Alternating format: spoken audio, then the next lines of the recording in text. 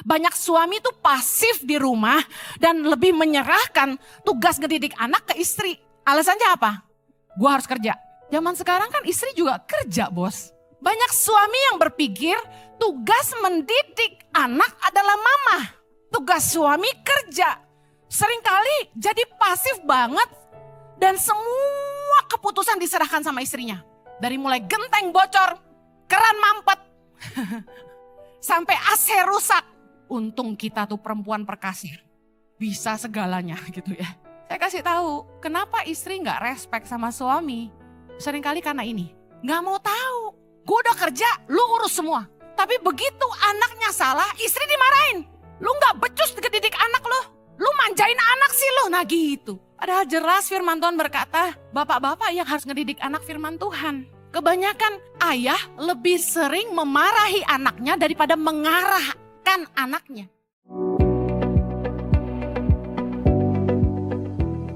Hari ini saya akan menyampaikan firman Tuhan dengan tema Signs of Imbalance, tanda ketidakseimbangan. Gereja Impact Community Indonesia mengambil tema balance atau keseimbangan pada bulan September. Dan hari ini saya akan membuka dengan Signs of Imbalance, tanda ketidakseimbangan. 1 Tesalonika 5 ayat 23. Kita baca sama-sama. Semoga Allah damai sejahtera menguduskan kamu seluruhnya, dan semoga roh, jiwa, dan tubuhmu terpelihara sempurna dengan tak bercacat pada kedatangan Yesus Kristus Tuhan kita. Kita ini diciptakan Tuhan dengan tubuh, jiwa, dan roh. Nah, ketiga hal inilah yang harus kita jaga keseimbangannya. Menjadi sebuah barometer dalam hidup kita. Apakah kita hidup seimbang atau tidak? Kalau Anda mau cek apakah Anda seimbang atau tidak, yang pertama tubuhmu sehat. Yang sehat katakan amin. Jiwamu tenang, yang jiwanya tenang katakan amin. Rohmu kuat, yang rohnya kuat katakan amin. Kalau tiga ini enggak ada, tubuh enggak sehat, jiwa enggak tenang dan roh enggak kuat, berarti Anda sedang tidak seimbang. Supaya membalancekan pengajaran pagi hari ini, saya Google, saya temukan sumber dari IDN Times yang mengatakan 6 tanda keseimbangan dalam hidupmu mulai terganggu. Yang pertama, mari cek. Rasa lelah yang terus menerus, bahkan kesehatan mulai menurun. Rasanya kok capek terus gitu. Yang kedua, kinerjamu memburuk.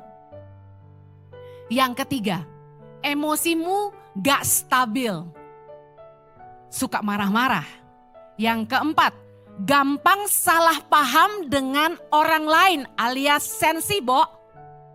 Yang kelima, merasa kesepian atau justru duniamu terasa terlalu berisik.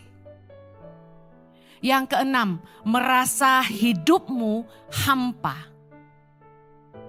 Coba cek. Apakah ada salah satu dari 6 ini? Kalau Anda mengalami salah satunya, saran saya mulai ambil waktu untuk jeda. Berhenti. Istirahat. Dan yang paling penting ini, ambil waktu teduh dengan Tuhan. Bu Heni salah. Kata dunia, kalau kita tuh lagi gak balance, burn out, kita itu harus healing. Istilah sekarang. Healing itu Bu Heni, liburan. Oke, apakah liburan bisa membantu? Ya, tapi liburan yang tidak menambah stres, tapi menyegarkan jiwamu, itu bisa membantu. Tapi ingat, yang disegarkan cuma jiwa. Sedangkan kita terdiri dari tubuh, jiwa, roh. Tubuh butuh istirahat, katakan amin. Jiwa butuh rekreasi, betul, liburan bisa healing. Tapi ada gak liburan yang killing? Ada. Bukannya menghibur malah bikin tambah stres, ada. Contoh apa? Kalau masalahmu itu adalah hutang, kartu kredit. Masalahmu adalah di keuangan yang tidak bijak. Lalu Anda pikir healingmu harus ke Bali atau ke luar negeri. You are killing yourself. Karena apa? Nambah hutang. Gak bijak. Lalu ada yang bilang gini, butuh pelarian Bu Heni. Oke? Kalau masalahmu itu dengan pasanganmu, lalu Anda malah bukannya bereskan dengan pasanganmu, Anda marah, pergi cari selingkuhan, Anda bukan nyelesain masalah, Anda tambah masalah. Yang paling benar adalah gini, hanya Sang Pencipta yang bisa memperbaiki ciptaannya. Saya percaya sekeren-kerennya bengkel, mobil merek apapun harus kembali ke bengkel aslinya, baru bisa diperbaiki dengan benar. Yang setuju katakan amin. Kalau merasa hidup gak balance, ada yang gak seimbang, tahu gak masalahnya apa? Kita gak jaga keseimbangan antara roh, jiwa, dan tubuh kita. Udah yang paling benar istirahat, ambil waktu tenang untuk jiwamu, kemudian datang sama Tuhan. Saat teduh. Orang berusaha healing dengan tambah sibuk, itu gak healing. Anda mungkin berpikir pergi ke klub, pergi pesta, ngedrugs adalah jalan keluar. Tapi saya kasih tahu, itu sifatnya sementara. Anda nggak healing, Anda killing yourself. Saya ingin bahas pagi hari ini. Keseimbangan selalu bicara tentang prioritas hidup orang. Ketika prioritas hidup kita mulai salah, hidup kita pasti nggak seimbang. Waktu hidup tidak seimbang, pasti ada yang dikorbankan. Tanda hidup gak seimbang itu gini. Ada hal di hidup kita yang harusnya itu penting, tapi kita kurangi malah kita hilangkan. Nah, pagi ini mari periksa apakah hidup Anda mulai gak seimbang. Tanda hidup tidak seimbang yang pertama, kurang komunikasi atau hilangnya kemesraan suami istri. Yang jomblo tunggu gilirannya ya. Tanda hidup mulai gak seimbang adalah ketika kita mulai kehilangan kemesraan dan berkurang komunikasi dengan suami istri. Jadi sensi istri ngomong apa kita tersinggung. Suami ngomong apa kita marah. Senggol bacok gitu istilahnya. Udah mulai gak cocok. Tiba-tiba bahas masalah dikit yang mestinya sebenarnya kecil. Tapi bisa jadi pertengkaran hebat. Bukannya komunikasi malah berselisih. Kemudian biasanya orang mulai malas ngomong. Terserah lu. Saya dulu kalau zamannya ribut terus sama suami, saya ngomong gini. Do whatever you want, I don't care. Kita jalan masing-masing, udah gitu. Komunikasi berkurang, bahkan berhenti. Dan biasanya yang kayak gini, larinya kemana? Orang ketiga. Sama suami gak bisa ngomong, apa perempuan bisa gak ngomong? Masih bagus kalau Anda punya komunitas yang sehat, makanya bergabunglah di Impact Family. Curhat ke orang yang tepat. Kalau Anda enggak punya komunitas yang sehat artinya gini, jangan duduk dengan kumpulan pencemooh yang tukang gosip. Orang itu bukan peduli tapi pengen tahu. Punya komunitas yang sehat yang bisa memberikan hikmat Tuhan, nasihat, kebenaran buat Anda dan mendoakan Anda gitu, support Anda. Kita nggak bisa kalau nggak komunikasi sama pasangan, kita pasti cari orang ketiga, udah pasti. Masalahnya kalau kita pergi ke pacar lama, selalu begitu kan? Kalau udah nggak bisa move on sama pasangan, kita balik ke belakang. Kita cari pacar lama, orang yang kita tahu dia suka sama kita. Satu kali dalam pernikahan kami, saya udah pernah dapat beberapa tawaran dari pihak ketiga. Udah kamu kalau mau ninggalin Jojo, saya umpetin kamu. Gitu bahasanya. Saya mau dihidupi. Astaga, Tuhan lalukan daripadaku cobaan ini. Amsal 5 ayat 18. Diberkatilah kiranya sendangmu, bersukacitalah dengan istri masa mudamu. Hidup mulai gak seimbang ketika suami malah spend time sama istri muda, bukan istri masa muda. Ini bahaya. Harusnya bersukacita sama istri masa muda. Tapi kalau happy-nya justru sama istri muda, ini gak seimbang.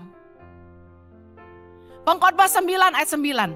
Nikmatilah hidup dengan istri yang kau kasihi seumur hidupmu yang sia-sia, yang dikaruniakan Tuhan kepadamu di bawah matahari, karena ini penting, baca sama-sama.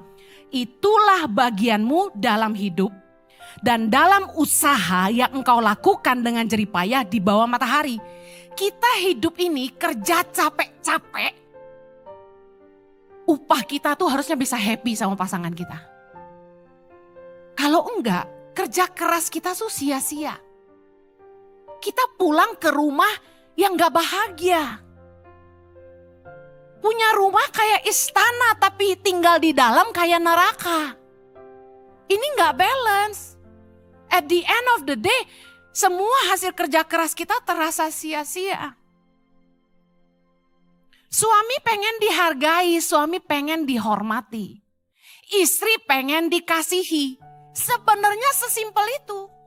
Suami ngerti kalau dia mau rumah kayak sorga, dia harus mengasihi istrinya. Jelas firman Tuhan berkata. Happy wife, happy life. Ini ayatnya. Kalau Anda mengasihi istri Anda dijamin bahagia gitu loh kata firman Tuhan. Tapi istri saya sulit dibikin bahagia Bu Heni. Istri lu konseling dulu sama kita ya.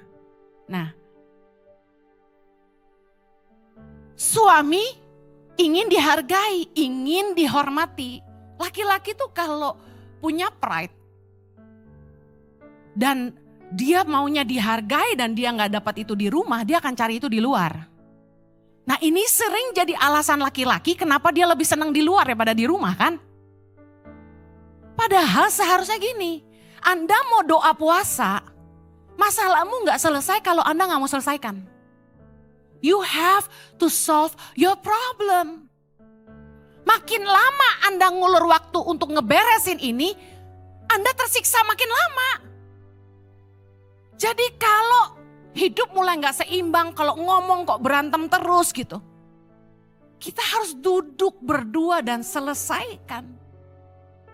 Ketidakseimbangan dalam rumah tangga kita mulai terjadi waktu gini. Kita kelebihan waktu di tempat kerja, kerja terus. Pulang aja masih bawa kerjaan, pulang aja masih meeting, Zoom. Atau kelebihan waktu sama temen. Kan gitu, ada orang yang pulang kerja tuh gak langsung pulang. Lebih demen nongkrong sama temennya. Refreshing buat dia ketimbang dia pulang ke rumah dengerin bacot istri yang dia lebih senang duduk sama temennya, mungkin di bar, di lounge, di cafe, makan, ngopi, hahaha, kesegaran jiwa buat dia. Make sense kan? Jadi, mari baik istri maupun suami jadilah pasangan yang asik gitu loh. Yang fun gitu loh. Supaya waktu pasanganmu capek di tempat kerja, dia pulang tuh dia refresh. Jangan kayak tentara udah bawa senapan dikalungin gini. Suami masuk pintu atau istri pulang udah langsung dibombardir. Siapa yang mau pulang? Suster tuh ya gini. Gue udah kasih tahu jangan ngajarin anak-anak nonton film dangdut. Tapi tetap nonton dangdut. Anak lu sampai jago banget tuh. Siapa tahu anakmu menang Indonesian Idol. Belum yang suami. Pulang udah ngomel aja kerjaannya. Ada loh suami yang sangat-sangat controlling dan negatif. Urusan apa aja diurusin. Yang gak penting-penting diurusin. Makanya saya bersyukur saya tuh nikah sama pria yang gak bawel. Bisa stres gue. Gak seimbang karena terlalu sibuk. Akhirnya kita juga kurang waktu sama keluarga, kurang istirahat. Orang kalau udah capek bawaannya marah. Saya kasih tahu, bekerja adalah sebuah tanggung jawab. Amen. Kita harus berkarya. Tetapi kita bekerja untuk apa? Kita kerja untuk bisa menikmati hidup sama keluarga kita. Tapi banyak orang yang kerja tujuannya salah. Katanya kerja untuk menafkahi keluarga. Tapi ketika harta melimpah, malah makin jarang di rumah, bukan? Kalau pergi kan bilang sama istri gitu, saya kerja buat apa? Saya kerja buat nafkahin keluarga kita. Emang duitnya masih kurang? Buktinya duit makin banyak makin jarang di rumah tuh. Banyak usaha makin banyak meeting kan. Makanya ya istri-istri ya, jangan dorong suamimu cari duit terus. Belajar kata cukup. At some point, ketika suamimu udah bangun hidupnya, bangun usahanya, di titik cukup, Anda harus bilang cukup. Kalau enggak gini, yang dikorbankan Anda. Sayang, aku ulang tahun Chanel yang baru. Atau Louis Vuitton yang baru. Udah, that's it. Suamimu ada tekanan batin, dia harus cari kerja cari duit lebih banyak karena istrinya berat di ongkos. Sayang, kulit mulai melorot, harus suntik salmon. Sekali suntik berapa jigo? Jigo apa? Jigo tiao. 25 juta bos. Saya bilang Kamsia deh mendingan gua gendutan dikit. Cabi itu narik kulit jadi kenceng loh, I'm telling you. Serius. Right baby? Istrimu murah loh sayang. Makanya jangan bandingin aku sama yang lain. Katanya kerja, orang tua katanya kerja buat anak. Tapi pada akhirnya bukankah anak dikorbankan untuk harta? Lebih penting harta atau anak? Contoh, anakmu pinjam mobilmu, terus nabrak. Anda sayang mobil atau sayang anak? Nggak usah mobil deh. Anakmu main HP iPhone terbarumu. Terus kebanting, guprak. Anda sayang iPhonemu atau sayang anakmu? Katanya kerja buat anak. Tapi pada akhirnya harta lebih penting daripada anak. Kita akan jadi gak balance karena prioritas kita salah kan? Yang kedua, tanda hidup gak seimbang. Hilang komunikasi, bahkan gak punya komunikasi sama anak sendiri. Gak pernah kasih anak perhatian. Gak pernah memberi anak arahan. Tapi kalau anak salah, marah. Efesus 6 ayat 4. Khotbah pagi ini akan lebih ke bapak-bapak ya. I warn you. Karena laki-laki itu kepala, kalau dia pulih, keluarganya pulih. Efesus 6 ayat 4. Baca sama-sama. Dan kamu bapak-bapak janganlah bangkitkan amarah di dalam hati anak-anakmu, tetapi didiklah mereka di dalam ajaran dan nasihat Tuhan. Siapa yang disuruh ngajarin anak firman Tuhan? Baca dong. Siapa yang harus ngajarin anak firman Tuhan? Bapak-bapak. Seharusnya ayah menjadi imam yang harus mendidik anak-anak mereka dalam kebenaran firman Tuhan. Tapi kenyataannya banyak suami itu pasif di rumah dan lebih menyerahkan tugas ngedidik anak ke istri. Alasannya apa? Gua harus kerja. Zaman sekarang kan istri juga kerja bos. Banyak suami yang berpikir tugas mendidik anak adalah mama. Tugas suami kerja. Seringkali jadi pasif banget dan semua keputusan diserahkan sama istrinya. Dari mulai genteng bocor, keran mampet, sampai AC rusak. Untung kita tuh perempuan perkasa. Bisa segalanya gitu ya. Saya kasih tahu, kenapa istri gak respect sama suami? Seringkali karena ini. Gak mau tahu. Gue udah kerja, lu urus semua. Tapi begitu anaknya salah, istri dimarahin. Lu gak becus ngedidik anak lu. Lu manjain anak sih lu, nah gitu. Padahal jelas firman Tuhan berkata, bapak-bapak yang harus ngedidik anak firman Tuhan. Kebanyakan ayah lebih sering memarahi anaknya daripada mengarahkan anaknya.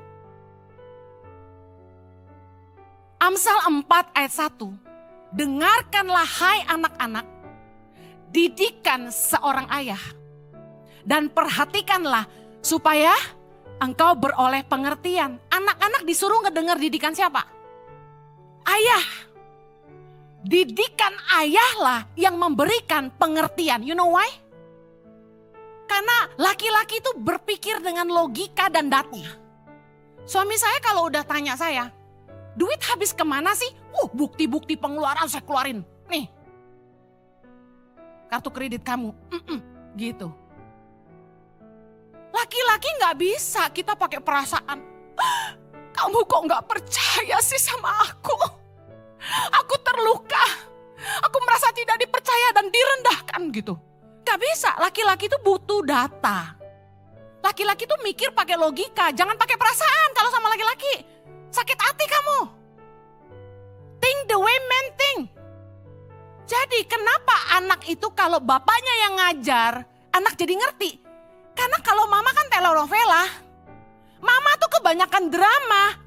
Pakai perasaan terus. Mama merasa kamu. Mama merasa papa. Ini ya pelajaran penting ya. Mama-mama jangan suka menumpahkan emosinya ke anak. Kesel sama suami ceritanya ke anak. Anak terluka. Karena anak itu penting punya respect figur papahnya. Gimana perasaan anak ketika sosok ayah yang harusnya dia hormati dihancurkan sama mamanya sendiri? Istri-istri paling gak boleh jelekin suami ke anak.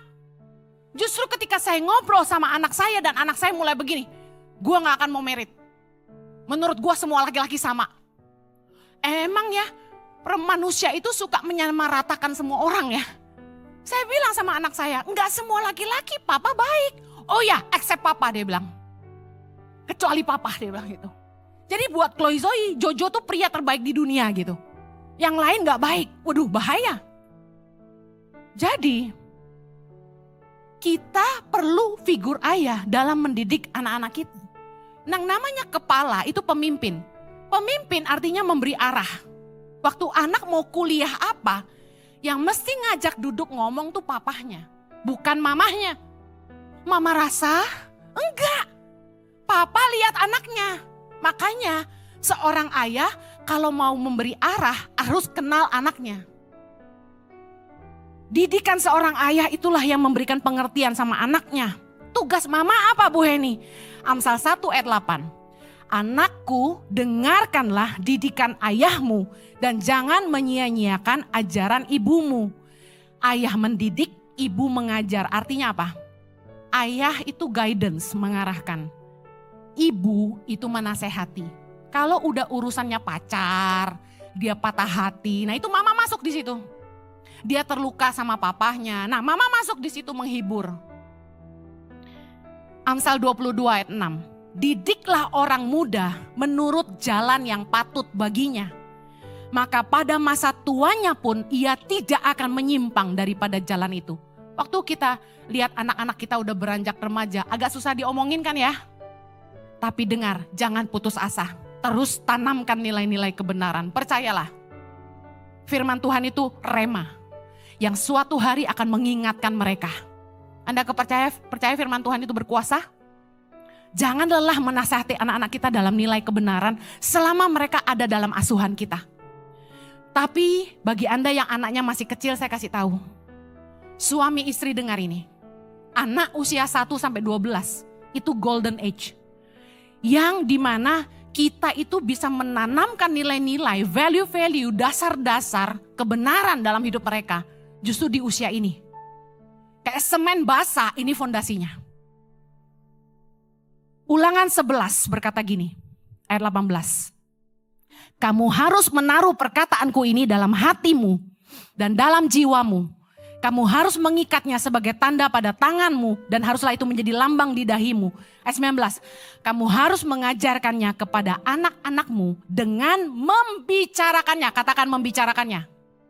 Kalau ngajarin anak firman Tuhan itu gak usah pakai khotbah. Duduk semuanya. Mari kita angkat satu lagu dulu. Gak usah. Firman Tuhan mengajarkan membicarakannya, artinya ngobrol.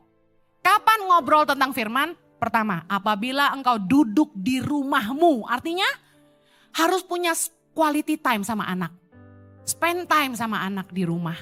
Kemudian, apabila engkau sedang dalam perjalanan, artinya apa? Harus punya waktu berlibur sama anak. Makanya kami sering ajak anak kami road trip. Setahun itu 2-3 kali kami ajak anak kami jalan supaya kami punya waktu sama mereka tanpa orang lain. Kemudian, apabila engkau berbaring, kapan itu? Berbincang-bincang sama anak sebelum dia tidur. Saya sering ambil waktu tiap malam setelah kami doa keluarga, saya selimutin anak-anak saya dan cium mereka sebelum tidur. Itu kebiasaan dari kecil. Nah, saya selalu ambil waktu sebentar sebelum pergi. Kalau saya nggak harus siapin firman, saya tiduran di ranjang mereka, ngobrol. Mereka suka interview saya. Mami, dulu mami pacarnya banyak ya? Gitu. Dulu kayak gimana tuh kalau nolak cowok gitu. Oh, saya ngajarin mereka tuh sambil tiduran, ketawa-ketawa. Ini penting. Ngajarin kebenaran ketika engkau berbaring. Dan apabila engkau bangun, artinya apa? Yuk miliki waktu breakfast bareng sama anak. Atau kalau Anda nggak bisa, pagi buru-buru dinner bareng sama anak. Jangan Anda nggak pernah mengarahkan, tapi Anda marah-marah sama anakmu. Saya tahu, jadi orang tua tuh nggak ada sekolahnya. Meskipun kita tahu kebenaran, tapi pada prakteknya sangatlah susah, saya tahu. Tahu nggak waktu saya nyiapin khotbah ini, di titik ini, saya nangis. Saya ngajarin Anda pakai 12 tahun Anda dengan baik, saya sendiri melewatinya dengan banyak kegagalan. Tapi ini yang saya mau katakan. Jangan merasa gagal. Jangan menyesali waktu yang udah lewat. Berdoa minta kasih karunia Tuhan untuk anak-anak kita. Bukankah dulu kita dibesarkan juga dengan cara yang kurang baik, tapi kita survive bukan? Katakan Tuhan pemurah. Yang terakhir, tanda hidup tidak seimbang. Istirahat kurang, kesehatan berkurang, ini jelas. Hidup ketika tidak seimbang, istirahat kurang, kesehatan berkurang. Bu Eni, wah saya menganggur. Ya, istirahat kebanyakan, makan kebanyakan, kesehatan juga berkurang. Coba cek, apapun yang kebanyakan, apapun yang kurang, pasti efeknya gak bagus. Lukas 12 ayat 23, mari lihat Yesus bilang apa. Sama-sama, sebab hidup itu lebih penting daripada makanan. Dan tubuh itu lebih penting daripada pakaian. Alasan kita kerja keras untuk menafkahi keluarga, betul? Alasan kita suami-suami kerja keras supaya bisa membahagiakan istri. Hidup itu lebih penting dari makanan. Tubuh lebih penting daripada pakaian. Jangan sampai kerja keras, Anda nggak sayang dirimu sendiri. Kerja keras itu harus seimbang dengan menikmati hidup ini. Pengkhotbah 5 ayat 17. Lihatlah, yang kuanggap baik dan tepat ialah kalau orang makan minum dan bersenang-senang dalam segala usaha yang dilakukannya dengan jerih payah di bawah matahari selama hidup yang pendek yang dikaruniakan Allah kepadanya, sebab itulah bagiannya. Saya kasih tahu bahwa adalah sebuah kesia-siaan dan penderitaan yang pahit ketika orang kerja keras untuk hidup, tapi dia nggak bisa menikmati hidupnya. Bahkan kata firman Tuhan, orang lain yang menikmatinya. Mari baca Pengkhotbah 6 ayat yang kedua. Sama-sama yuk. Orang yang dikaruniai Allah, kekayaan, harta benda, dan kemuliaan, sehingga ia tak kekurangan sesuatu pun yang diingininya. Tetapi orang itu tidak dikaruniai kuasa oleh Allah untuk menikmatinya. Inilah kesia-siaan dan penderitaan yang pahit. Istilahnya gini, kaya tapi miskin. Kaya tapi miskin tuh kayak gimana? Hartanya banyak tapi dia gak pernah ngerasa cukup. Ini orang yang duitnya udah tapi kerja terus cari duit. Kayak gak ada puasnya. Emang lu mati lu mau bawa? Anak cucu bisa makan sampai muntah. Tapi tetap gak cukup. Kerja terus, gak pernah liburan sama keluarga. Kalau istri ngajak liburan alasannya apa? Toko rame, sayang kalau tutup, kasihan sama pelanggan. Tutup setahun sekali, itu pun cuma 2 hari. Entah lebaran, entah Chinese New Year. Gue rasa corona kemarin kalau bisa buka dia. Banyak kan suami-suami yang kerja tuh sampai gak kenal waktu. Begitu istri ngajak liburan dia bilang gini, kamu aja lah sama anak-anak. Banyak yang gitu? Iya. Yeah. Kaya tapi pelit. Perhitungan luar biasa. Duit kecil aja mau. Bayangan gitu. Neken orang lemah, neken orang susah. Kayak dia miskin aja. Orang miskin itu aja saya rasa gak ada yang sejahat itu. Udah kaya melimpah tapi pelitnya luar biasa. Saya minggu lalu khotbah di ibadah kedua. Saya kasih tahu jangan sampai jemaat ICI. Giliran makan di restoran bayar 1,5 juta biasa aja. Giliran beli pepaya 20.000 lu tawar juga.